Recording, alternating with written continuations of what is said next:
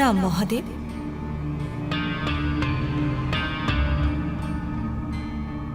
দেবী লক্ষ্মী, আপনি এখানে? বিষয়টা নারী সম্পর্কিত, আর তাই আমি চলে এলাম।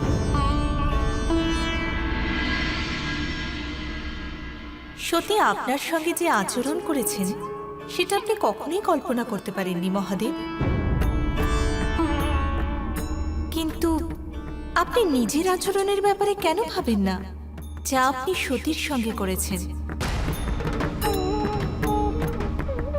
আপনি মহাদেব, সর্বশক্তিমান ভগবান, কিন্তু সতী এক সাধারণ কন্যা, মনুষ্য কন্যা।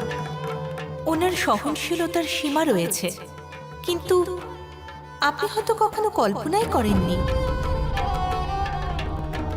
কখনো বুঝতেও চাননি যে বারংবার আপনার তিরস্কার ওনার হৃদয়কে কতটা বিদীর্ণ করেছে। কি করে সহ্য করছেন সত্যি এই ব্যথা?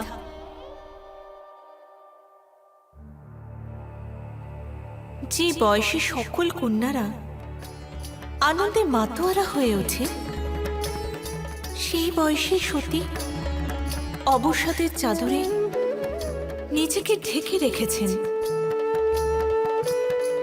ভগবান তো পীড়া থেকে মুক্তি দেন, কিন্তু আপনি তো সতীকে পীড়ার সাগরেই ডুবিয়ে দিয়েছেন। মঙ্গলময় ভগবান সতীর অমঙ্গলের কারণ হয়ে দাঁড়িয়েছেন। নারী হয়ে অন্য নারীর দুঃখ সইতে পারলাম না, সেই জন্য এখানে চলে এলাম। সতীকে বিনাশের হাত থেকে রক্ষা করুন। সতী খুবই কোমল, তিনি আপনার জ্ঞানের কঠোরতাকে কখনোই বুঝতে পারবেন না। যেন এমন না হয় যে আপনার জ্ঞানের কঠোরতা আপনার থেকে আপনার সতীকেই না কেড়ে নেয়।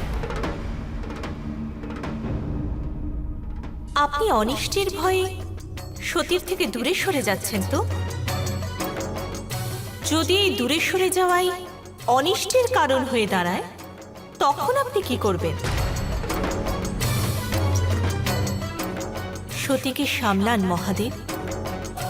হতেই পারে তিনি মানবী, কিন্তু তিনি তো আপনারই আদিশক্তি। ওনাকে রক্ষা করা আপনারই উত্তরদায়িত্ব।